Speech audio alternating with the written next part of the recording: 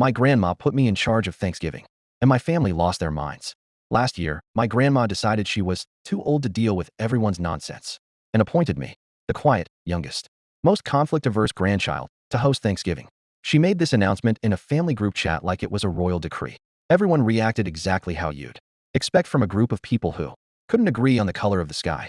My Aunt Linda immediately asked if I even had proper serving dishes.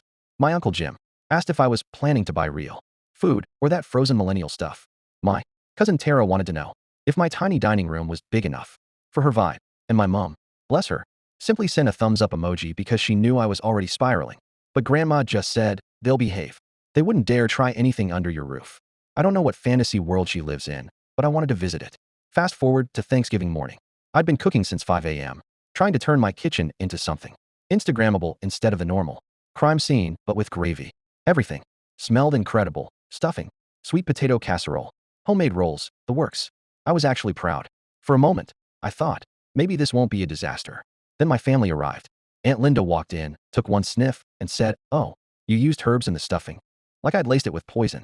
Uncle Jim brought his own folding chair because your furniture looks fragile.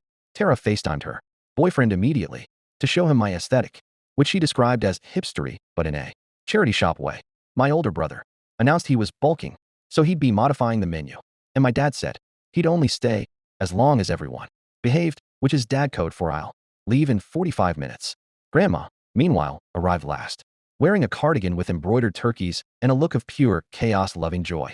She hugged me, whispered, "They deserve this," and settled into the armchair like she was about to watch a live comedy show. Dinner was going okay until it was time to serve the turkey. I lifted it proudly onto the table like Simba from The Lion King. Everyone leaned in. I smiled. Then the whole thing slid off the tray and skidded across the table, like an air hockey puck, slamming into Uncle Jim's plate and launching gravy onto Aunt Linda's new blouse. There was silence. Actual silence. Then Aunt Linda shrieked like she'd been shot. Jim accused me of sabotaging the meal by not using proper equipment.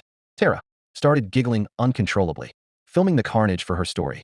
My dad stood up and muttered, Of course this is happening."